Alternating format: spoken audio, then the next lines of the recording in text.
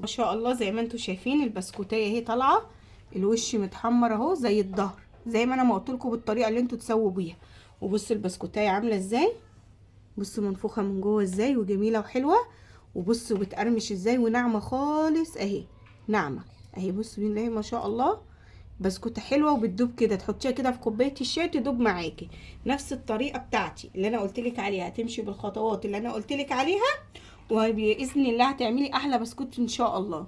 اهو زي ما انت شايفه اهو، اهو بسم الله ما شاء الله اهو. بصي البسكوتايه عامله ازاي، بصوا الصاج، اللهم صل على النبي. بصوا مش ايه، مش لازقه على الصاج ولا اي حاجه. بسم الله والصلاة والسلام على رسول الله. النهارده ان شاء الله هنعمل البسكوت الدايب الجميل اللي بنشربه دايما، بناكله دايما مع الشاي، ويبقى بطريقه سهله وبسيطه. النهارده هتبقى مكونات البسكوت ما تطلعش عن الاربعه دولت. انا بحاول اعمل لكم بسكوت باقل مكونات بحيث ان انتوا تعملوه زي بتاع بره واحسن ان شاء الله. معايا هنا كيلو ونص من الدقيق، طبعا بتستخدمي اي دقيق، انا هنا بستخدم دقيق كوثر. انت عندك اي نوع دقيق كويس استخدميه، بس يكون خاص للمخبوزات، ما تستخدميش اي نوع دقيق. ومعايا هنا ده سكر بودره، معايا في نص كيلو من السكر البودره بما يعادل 500 جرام من السكر البودره. ومعايا هنا زبده صفراء، البسكوت بيتعمل بالزبده الصفراء مش بزبده حيواني. الزبده الصفراء هي اللي هتديك التيست العالي والحاجه الكويسه. معايا هنا 750 جرام، لان انا هنا هستخدم كيلو ونص دقيق، انت هتستخدمي كيلو دقيق هتقسمي الكميه. ومعايا هنا 5 بيضات، طبعا انا بفضي البيض بيضه بيضه في طبق وبحطها تاني هنا، عشان لا قدر الله لو في اي بيضه مش حلوه ما تبقيش بوظتي كميه البيض. فانا هنا معايا هنا 5 بيضات بحطهم في بوله زي ما انت شايفه كده. ومعايا كيس ونص من البيكنج باودر. وطبعا انت بالاطعمه اللي انت عايزاها، ده برتقان زي ما انت شايفه اهو بزيت البرتقان. ومعايا هنا الفانيليا اللي هي العاديه، وبرده بستخدم الفانيليا البودر اللي انت عايزه تستخدميه في البسكوت بالاطعمه اللي انت عايزاها استخدميه. تمام. انا هنا هنقول بسم الله، وبسم الله الرحمن الرحيم وبركه بسم الله. ده طبق للعجن هجيبه كبير علشان خاطر اعرف اتعامل في الحاجه.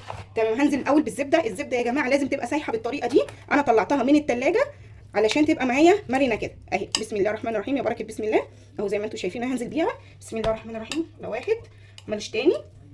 صلوا على النبي يا جماعه، اللهم صل وسلم وبارك على نبينا محمد وعلى اله واصحابه اجمعين. اللي ما شافش الفيديو بتاع الغريبه خشوا شوفوه، وبتاع التحت هتلاقوا الحاجه دايبه وجميله ويبقى اقل مكونات وحاجه سهله وبسيطه.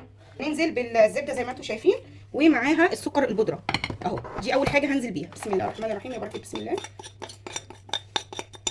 همشي معاكم الطريقه خطوه خطوه علشان خاطر اللي هيعمل البسكوت يعمله بالطريقه الناجحه دي.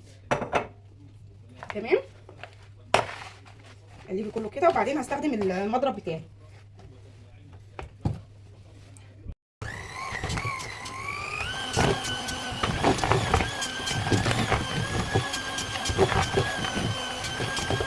شايفين بقى ابيض اهو خلاص، معايا لونه غير. تمام. هبتدي انزل بالبيض بس بضايق مش بضايق. بسم الله الرحمن الرحيم. وايدي اهي شغاله، ما تنزليش بالبيض كله مره واحده، لا تنزلي واحده واحده وتحاولي تلفي كده بالماء. ايه انا بشتغل كده. ننزل بالتاني.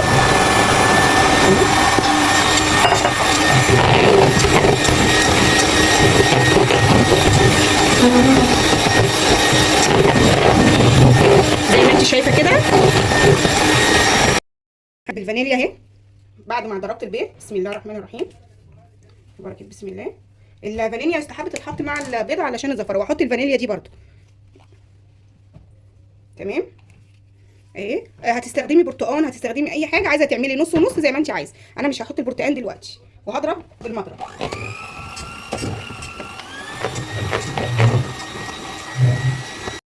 زي ما انت شايفه كده.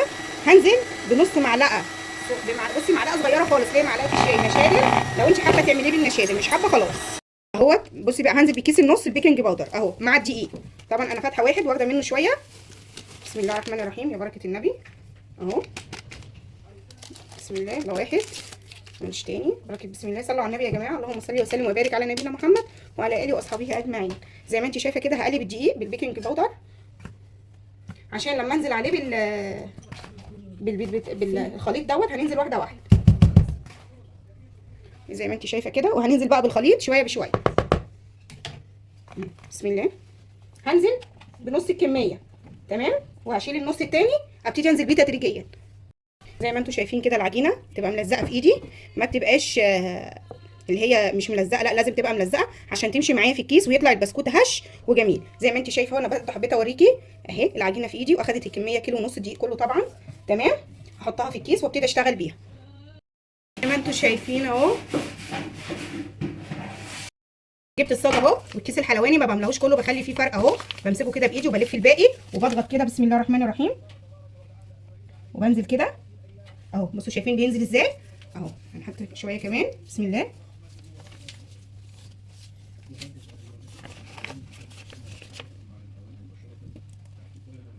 اهو انتوا شايفين اهو. انا شكلته بالكيس الحلواني. ها زي الصاج اهو. خلص معايا. هدخله على درجه حراره 160 رف وسط. يا جماعه احرصوا ان هو يبقى رف وسط علشان فوق وتحت يتحمروا زي بعض، وطبعا تتابعيه، يعني عينك تبقى عليه.